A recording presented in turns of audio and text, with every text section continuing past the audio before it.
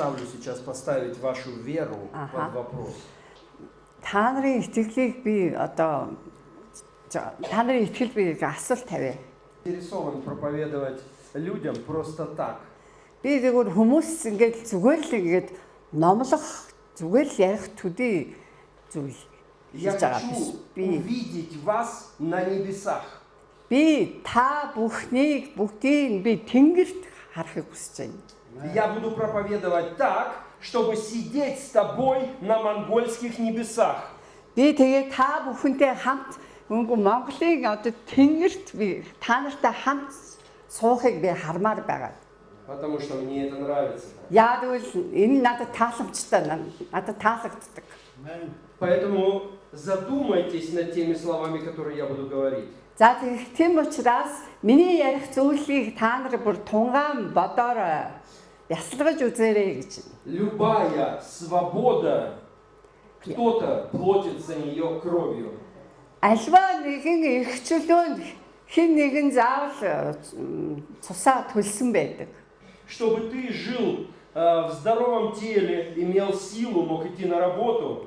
Тэгээ та одоо ийм эрүүл биетэй тэгээд ажиллаж амьдрахын тулд Какое-то животное пролило кровь, чтобы попасть к тебе на стол. за тэгээд ямар нэгэн амьтны цусаар төлөөд тэр түүнийг таны үүний чинь эрхчлөөний төлөө тэр ширээн дээр Любая тавигдсан байдаг. свобода Ямар ч стоит эрхчлөө чьей-то крови. ямар ч эрхчлөө хэд нэгний цусаар олгогдсон байдаг. Өгөгдсөн байдаг. Эрхчлөө гэж юу вэ? Вы свободны? Та нар эрхчлөөтэй юу? Кто из вас свободный? Поднимите руку. За та нараас хэн эрхчлөөтэй вэ? Гараа өргөрэй. Аллилуйя.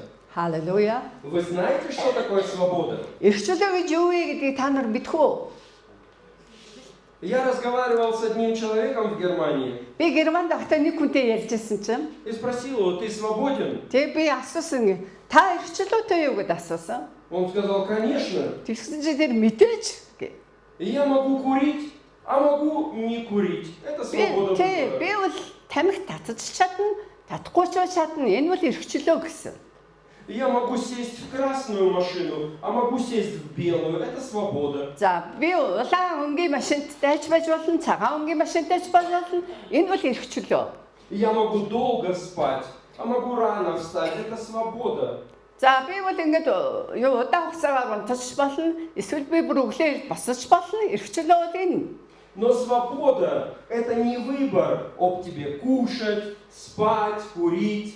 Харин эрхчлөө гэдэг бол чи идэхгүй, унтахгүй, тамхи татахгүй гэдгийг сонгох сонголт биш юм аа. Свобода не заключается в том, чтобы что-то делать или что-то не делать. Тэгээ альва нэгэн зүйлийг хийх эсвэл хийхгүй гэдэг дээр эрхчлөөний тухай ярьж байгаа юм биш юм аа. Попробуйте меня сегодня услышать.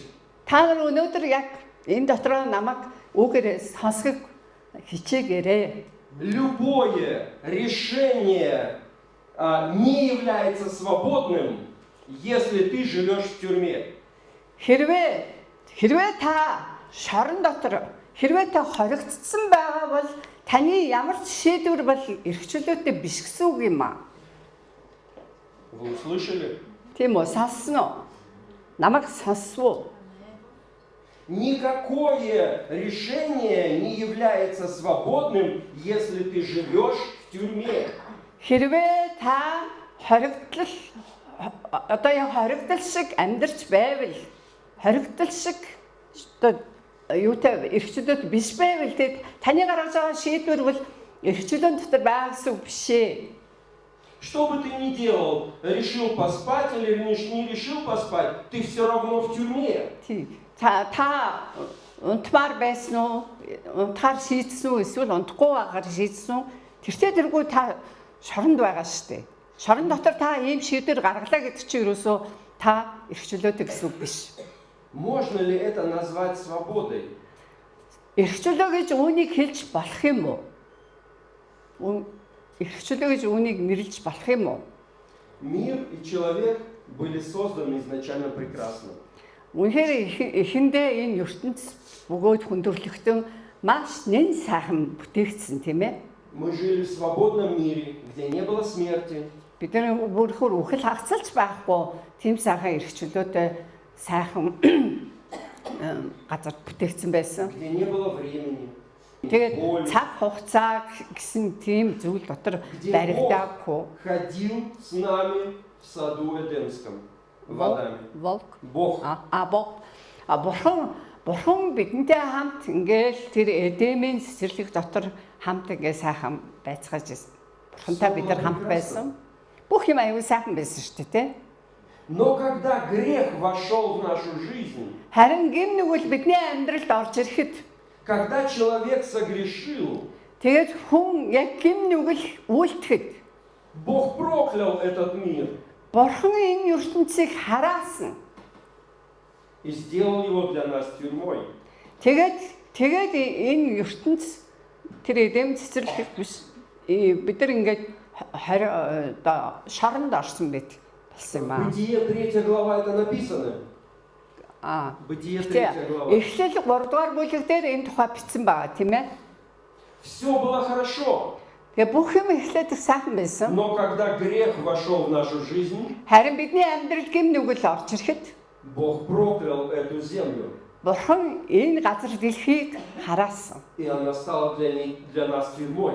Тэгээд энэ дэлхий маань бидний хувьд шорон шиг болсон юм аа. Мы стали болеть, Бид нар өвчтөй болсон, өвддөг мы стали болсон. страдать. Бид нар одоо зовлон шаналтай болсон. Что бы мы ни делали, это было плохо в глазах Бога. Тэгээ бидний хийж байгаа бүх юм үнэхээр Бурханы нүдэнд тааламжтай биш муу зүйл хийж гисэн. И цена всему этому смерть. Тэгээд яг үүний хөлс нь бол яг энэ гим нүглийн хөлс нь үхэл ирсэн. И мы все сегодня, вчера родились в этом мире. Тэгээд бид нэр өчигдөр өнөөдөр бид нар энэ дэлхий дээр л төрсөн. И как бы мы ни жили, хорошо или плохо, Тэгээ бид нар ингээд сайхан амьдэрсэн бай, муу амьдэрсэн бай. это тюрьма. Тэгээ энэ бол одоо шорон шиг. Для всех, кто не принимает жертву Иисуса Христа, это тюрьма. Харин Есүс Христийн залилтыг хүлээж аваагүй хинээч хувьд энэ дэлхий бол шорон юм аа. И конец – это смерть. Тэгээд тэр эцсийн эцэс тэр нь үхэлд хүргэдэг. Желания заключенного не являются свободой. Харин яг хоригдол хүний, шоронд хоригдсон хүний хүсэл бол яг эрх чөлөө биш байдаг. Я много лет служил в тюрьме. Би олон жилийн турш шоронд очиж үйлчлэл хийсэн. И я мог приходить и уходить. Би тэгэл ирдэг, ирээл яваад ингэж үйлчлсэн. Но люди, которым я служил, оставались внутри. Харин тэгээ миний нөгөө үйлчлдэг хүмүүс л дандаа шорон дотор байсан. Пока не придет закон о их освобождении. Тэгээд яг хуулийн шийдвэр гараад тэднийг чөлөөлөх шийдвэр гарах болтол тэд нар шорон дотор л хоригдол хэвээрээ байсан. Что такое свобода? Тэгээд эрх чөлөө гэж яг юу вэ? Свобода – это не просто твои желания. Эрх чөлөө гэдэг бол зөвхөн таны хүсэл биш. Свобода – это понимать, кто ты и Эрх где ты чөлөө. находишься. Эрх чөлөө гэдэг бол та хэн бэ? Тэгээ та одоо хаана оршин байгаа вэ гэдэг асуудал юм аа. Иисус много говорил притчами. Есүс олонтой сургаал зүрлэлээр ярьдаг байсан. И я хочу вам сегодня рассказать одну притчу. Би өнөөдөр та нарт нэг сургаал зүйл ярих гэж бодож Это байна. баварская притча. Энэ бол яг Баварын сургаал зүйл.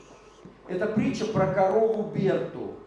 Тэгээд Берта гэдэг юуны үнэ үхрийн тухай.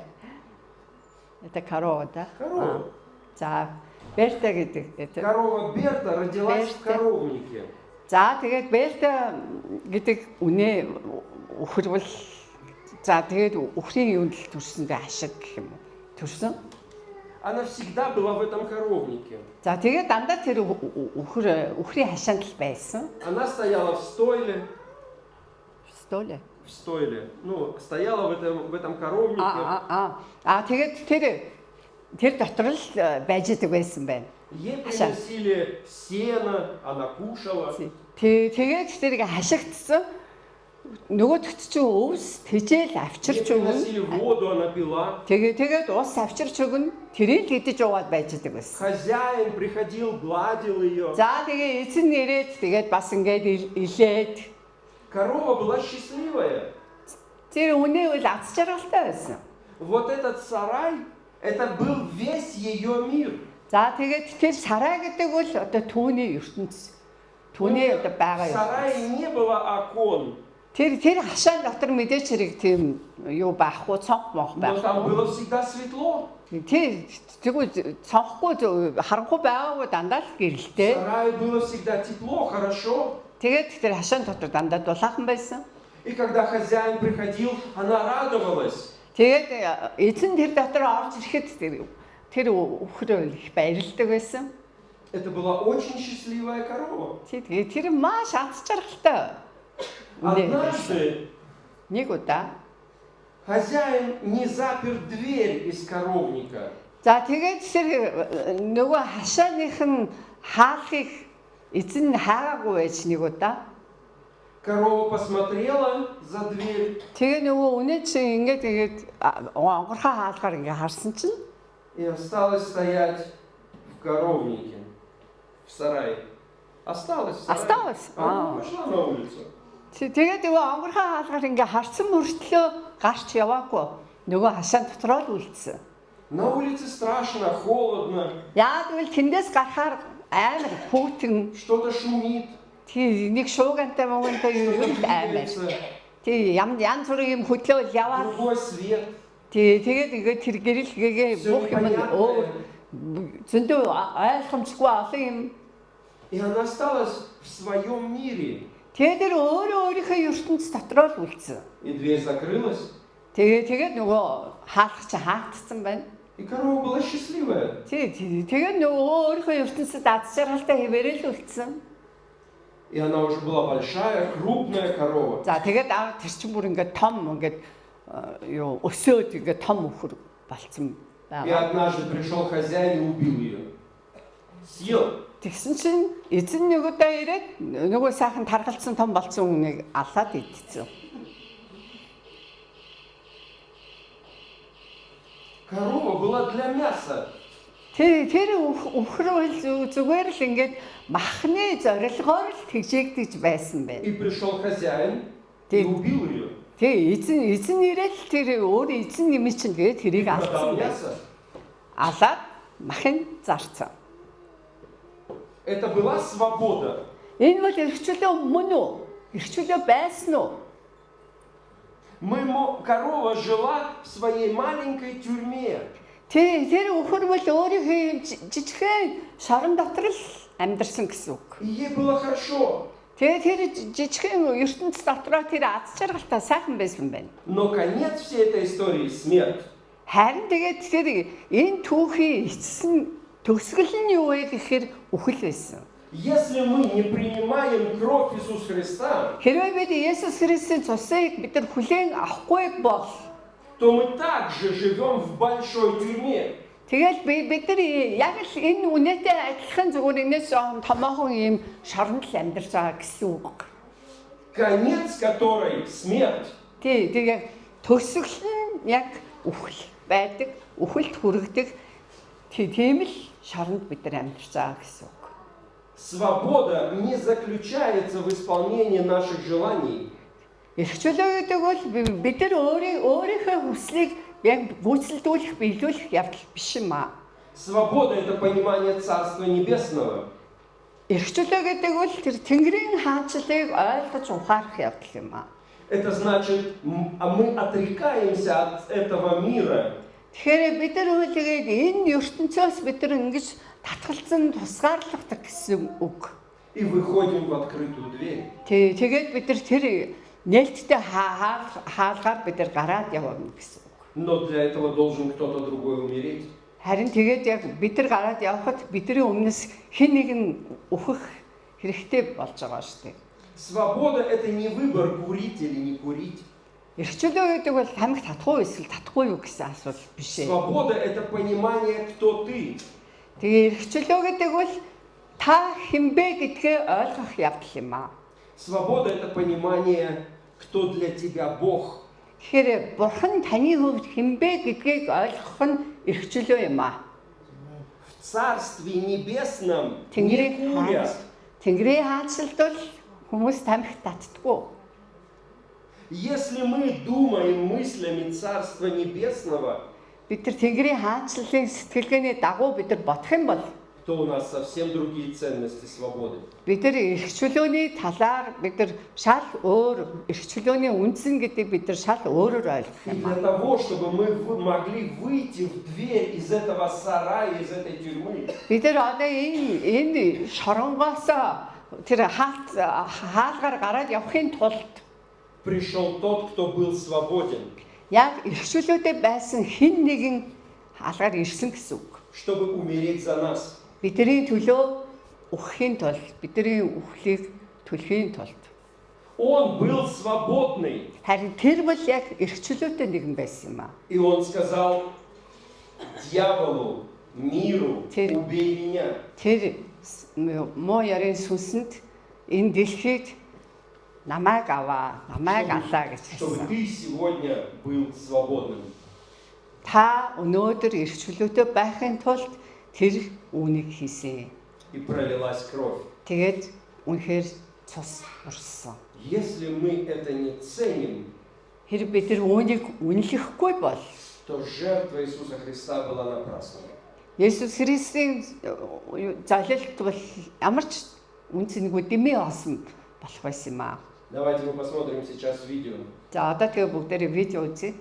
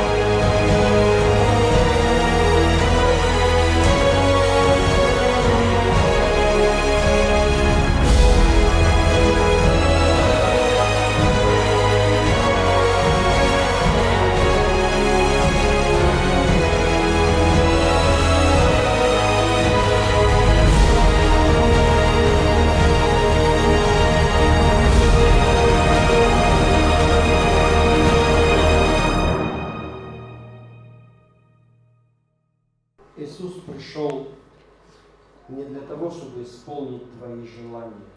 Есүс энэ дэлхий дээр таны зүгээр л таны хүслийг биелүүлэхээр ирээгүй. Иисус пришел, чтобы дать тебе свободу. Танд эрхчлөөг өгөхөр ирсэн юм аа. Все, что происходило, когда Иисуса арестовали, все, что происходило, было пророческим. Есүсийг яг баривчлах тэгээ энэ бүхэн баривчлсны дараа энэ бүхэн бүгдээрээ энэ бол яг зөвөнлийн биелэл. Мы видим Великий Иисуса, который в колючем венке. Харин бид нар Есүс Христийг энэ өргөстэй титэм зүүснээр нь бид нар харж байна. Это называется терновый венок. Я не знаю, есть в монгольском такое слово. Терновый венок. За монголоор бол яг энэ зүгээр халгаа гэдэг чинь тий сундуугаар хийсэн титэм зүйл өмсгөлөө зүйлглээ гэсэн байгаа. Иисуса одели как царя. Есүс Христэд яг хааны титэм өмсөж байгаа юм шиг Ему дали трость, как скипетр, в руку. тэгээд түүний гарт нэг мод саваа тий таяг мэт ингээ бариулаад И одели ему корону. тэгээд одоо ийм титэм сундуугаар хийсэн өргөстэй титэм. И по историческим рассказам мы знаем, что колючки у такой короны были 3-4 сантиметра. Тэгэхээр энэ сундууг гэдэг энэ урамлынх нь өргөс нь 3-4 см. И римские солдаты специально придумали такой способ, чтобы шла кровь, чтобы кожа рвалась. Тэгээд Ромын цэргүүд одоо ингээд тест арсын зулгаагаад бүр цусны гаргахын тулд яг ийм юмар албаар ийм титэм хийсэн байна. Они думали, что они просто издеваются над ним. Зүгээр л одоо түүнийг бүр ингээд доромжилж тохурч байгаа гэж бодсон. Но тысячи лет до этого пророки уже предсказали это. Харин мянган жилийн өмнө эвцэлэгчд үүнийг зөгнөөд хэлсэн байсан юм аа. Преклонившись пред Иисусом как пред царем, они объявили его царем. Тэгээд тэд нар одоо Есүсийн өмнө ирээд түүний өмнө бүх ихтэй түүнийг одоо хаан гэж яг И провозгласили его царем этого мира. Тэгээд түүнийг энэ дэлхийн хаан гэж тунхагласан. Мы еще придем к этому. Бид нар дараа нь дахиад энэ талаар ярина. Давайте следующий слайд мы прочитаем Матфея, 27 глава, 29-30. Матай 27-гийн 29-30-ыг прочитать. Сундуугаар титэм сүлжин тэргүүн дээр нь тавьж баруун гарт нь хулс сатгуулжээ. Тэд өмнө нь сүгдэж Иудеичүүдийн хаанд мэдчлээ гэж дооглон түүн рүү нулимш хулсыг аваад тэргүүнийг нь цохиж гарав. Весь народ приветствовал его как царя. Тэгээд бүр ард түмэн бүгдээрээ түүнийг хаан гэж түүнтэй мэдчилсэн. И не только римские солдаты, но и иудеи. Тэ иудеичүүд Ромын цэргүүд бүгдээрээ хаан гэж түүнийг өргөмжилсэн. И одели ему на голову венок, который был короной. Сундуугаар титэм сүлжээд тэргүүн дээр нь тавьсан гэж. И солдаты вставали перед ним на колени и насмехались над ним. Цэргүүд ч гэсэн түүний өмнө өвдөгсөхдөөд тэгээд түүнийг Они приветствовали его как царя. Дарамжлан тохиорсон хаан гэж мэдчилсэн. Но потом они вырвали у него этот скипетр, эту палку. Тэгээд харин түүний гарт нь атгуулсан тэр хулсыг тэд түүнээс булааж аваад Они плевали ему в лицо. тэгээд нүүрлүү нулимл Они били его палкой по голове. тэгээд тэр саваагаараа цохиж нүүрлүү И эти острые шипы входили в кожу, разрывали кожу. За тэгээд тэр энэ дээр байгаа өргөсөн одоо юугийн цоолоод бүр арсын цоолоод И опять потекла кровь. тэгээд дахиад цус гарсан. И может быть кто-то скажет, Но это случайно. Хэн нэгэн үгүй зүгээр л яах вэ тийм болцсон л Но байх. пророчество говорит, и в 5-й раз потекла кровь, Харин иш үзүүлгээр бол 5 дахь удаага цус урслаа. которая окропила этот терновый венок. Тэгээд энэ сундуугаар хийсэн титэм одоо 5 дахь удаага цус цацсан гэсэн үг. И все, кто думал, что это была случайность, Тэгээ энэ бол зүгээр санаандгүй зүйл байсан гэж бодчихсон хүмүүс не понимали, что это было допущено Богом Отцом, предсказано. харин энэ бол Бурхан Аав нь аль хэдийн энийг хэдэн мянга жилийн өмнө үүнийг бүр бодцсон, төлөвлөсөн байсан юм аа. Давайте мы прочитаем Бытие 3 глава, следующий слайд. Эхлэл 3 дугаар бүлгийн 17-оос 18-ыг уншия. Чамаас болж газар харагдлаа. Чи түүнээс амьдралынхаа бүхий л өдрүүдэд бэрхшээл зүдүүр дунд хооллох болно. Чиний төлөө тэрээр өргөс зангуугч ургуулна. Когда человек согрешил, Хүн гэм нүгэл хийхэд Бог проклял эту землю Бурхан энэ дэлхийг хараасан. и сказал, что теперь на этой земле будут произрастать вот такие колючки. Тэгэхээр одоо энэ газрыг хараагаад энэ газар дээр ийм өргөстэй зангуу ургана гэж тэр хэлсэн байна. И это пророческие проклятия, которые сказал Бог. Харин энэ бол яг иш үзүүлэхийн бэлгэл байсан. Энэ титэм яах. И когда Иисусу одели это на голову, Тэгээд Есүс тэрүүнд нь энэ өргөстэй титмийг өмсөхөд, зүүхэд гэх юм. люди не понимали, что делают. Хүмүүс яг юу хийж байгаагаа яг мэдэхгүй байсан. Но Иисус знал, Харин Есүс бол энэ юу вэ гэж что мэдчихсэн. так должно произойти, Яг энэ юм ийм ингэж гүйцэлдэх ёстой гэдэг Есүс сайн мэдчихсэн. чтобы освободиться от проклятия, должна была пролиться кровь. Тэгээд үнэхээр яг энэ хараалаас чөлөөлөгдөхийн тулд бас энэ цус урсаж Чтобы цацагдах получить ёстой байсан. свободу от проклятия, кто-то должен заплатить кровью. Хараалаас чөлөөлөгдөхийн тулд хэн нэгний цус урсах хэрэгтэй ёстой байсан юм аа. Иисус умер на кресте не только за наши с тобой грехи, Есүс Христ загалмаа дээр зөвхөн бидний гэм нүглийн төлөө нас бараагүй. но Он умер за то, чтобы проклятие, освободиться от проклятия. Харин бүр бид нар тэр хараалаас чөлөөлөгдөхийн тулд түүний цус урсан. В Галатам 3 глава Галаат 3 дугаар бүлгийн 13 дээр Христ бидний төлөө хараал болсноороо биднийг хуулийн хараалаас золисон юм. Учир нь модон дээр үлгэрсэн хүн бүр хараагсан юм гэж бичигдсэн байдаг. когда Иисус зашел на крест, Есүс загалмаа дээр Он не только освободил нас. загалмаа дээр зөвхөн биднийг чөлөөлөө зогсоогүй. Мы были привязаны к этой земле. Бид нар энэ хараалтаа газар яг юм хамааралтай байсан. Но терновый венец, который являлся символом проклятия, Харин тэр сундуугаар хийсэн титэм тэдэрийг хараалын бэлэгдэл болсон тэр титэм был окроплен святой кровью. харин тэр бол яг ариун цусаар цацагдсан байсан юм аа.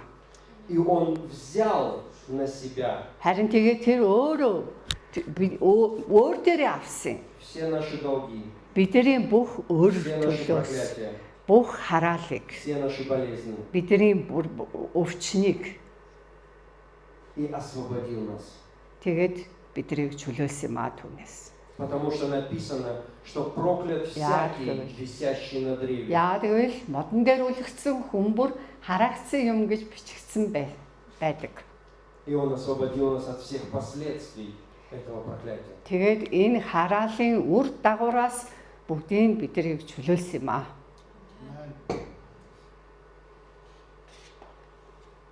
Для кого сделал это Иисус Христос? Яг хэний төлөө үүнийг хийсэн бэ? Есүс. В первую очередь для своего народа. Юуны төлөө өөрийнхөө ард түмний төлөө. И как же эта свобода распространяется на нас? Харин тэгээ энэ эрх чөлөө яаж бидэрт хүрдэг вэ? Бог обещал Аврааму Бурхан Авраамд амлахдаа в Галатам 3 глава 14 стих. Галат 3:14 дээр энэ нь Авраамийн өрөөлийг Христ Иесусээр харийнхан дээрүүлэхийн тулд юм. Ингэснээр бид итгэлээрээ сүнсний амлалтыг хүлээн авах юм. Чтобы получить эти обетования, Энэ амлалтыг хүлээн авахын тулд нам нужно стать частью Иисуса Христа. бид нар Есүс Христийн нэгэн хэсэг болох Мы учиртай. принимаем верою Его жертву Бид нар түүний тэр золилтыг итгэлээр хүлээн аваад и становимся частью Его народа. тэгээд бид нар түүний ард түмний нэгэн хэсэг болдог. В Библии написано: вы некогда чужие, Библиэлд ингэсэн байдаг. Та нар харийнхан байсан. верою стали частью народа, Итгэлээр харин Бурхны ард түмний хэсэг болсон юм аа. на которых распространяются все обетования, сказанные Богом для своего народа. Тэгээд яг тэр түүний амлалт бүр үнэхээр яг хүчинтэй байх тэр ард түмний нэг хэсэг болсон юм аа. Я хочу вам еще раз напомнить: За дахиад би сануулахыг хүсэж байна. для тех, кто не верует во Христа, Хэн Есүс Христ итгээггүй байна. этот мир большая тюрьма. Тэгэхээр энэ ертөнцөлд тэр хүний хувьд бол зүгээр л том шорон гэсэн. Конец этой жизни Тэгээд энэ амьдралын төгсгөл смерть вечная. мөнхийн үхлийг хүлээж авах юм аа. Ни Будда не спасает, Буддаач аварч чадахгүй, ни Мухаммед не освобождает, Мухаммед ч аварч чадахгүй, ни какие-то другие боги, даже Да. Бог Фенгер не освобождает. за тэгээд тэр юу өөр янз бүрийн бурхан тэнгэр мэнгэр юу Освобождает только чөлөөлж чадахгүй. тот, Зөвхөн кто принес себя в жертву за тебя. харин таны төлөө одоо золиос гаргасан зөвхөн Чтобы тэр л человек вышел на свободу, зөвхөн должен кто-то тэр л другой умереть. чөлөөлж чаднаа. Хэн нэгэн чөлөөтэй болохын тулд заавал нэг өөр нэгэн чөлөөлөх ёстой. И это был Иисус Христос. Харин энэ чөлөөлөгч нь Есүс Христ байсан юм аа. Он принес свободу в твою жизнь. Тэр таны амьдрал эрх чөлөөг И это авчирсан. то послание в мир, которое мы должны сказать. Что? Это то послание Ага. в мир, которое нам нужно говорить. Бидний одоо үнэхээр хэлэх ёстой ярих ёстой мессеж бол энэ дэлхийд ярих ёстой мессеж бол энэ юм аа. И мы, принимая эту свободу, Бид нар тэгээд энэ эрх чөлөөг хүлээн аваад имеем право сейчас, уже сейчас, бид нар яг одоо жить жизнь вечную. бид нар энд бас тэр мөнхийн амьдралаар амьдрах боломжтой болсон юм аа. Курить или не курить – это не свобода выбора. Тамхи татахгүй юу гэдэг бол тэр эрх чөлөөний нэг сонголт бол биш. Потому что это не ценности Царства Небесного. Яагаад гэвэл энэ бол Тэнгэрийн хаанчлалын тэр үнц нь биш учраас. Иметь много денег или не иметь – это Тий. не свобода выбора. Их мөнгөтэй байх уу, их мөнгөгүй байх уу гэдэг чинь бас тэр Потому что в Царстве Небесном деньги сонголт не играют биш. никакой роли. Яагаад гэвэл тэр Тэнгэрийн хаанчлалд тэр мөнгө чинь ямар ч ач холбогдолгүй. И вы знаете, самое страшное – прощать или не прощать – Хамгийн это не свобода выбора. харин тэр аимшигтай зүйл бол уучлах уу, эсвэл уучлах уу гэдэг бол харин тэр яг эрх чөлөөний тэр сонголт биш шүү. Потому что в Царстве Яагаад Небесном гэвэл Тэнгэрийн хаанчлалд только прощенные. зөвхөн уучлагдсан хүмүүс л. И мы должны помнить Тэгээ бид нар яг мэдэх ёстой, вот санах этот ёстой. венок. Тэгээ бид нар энэ тэтмийг бид нар үргэлж санаж явах ёстой Он юм был аа. окроплен кровью. Энэ бол яг Христийн цусаар цацагдсан байсан. Для того, Тэтм чтобы юм аа. ты сегодня жил в свободе. Бид нар өнөөдөр яг эрх чөлөөт авахын тулд, эрх чөлөөтэй амьдрахын тулд энэ тэтмийн цусаар цацагдсан. Амен. Амен. Амен.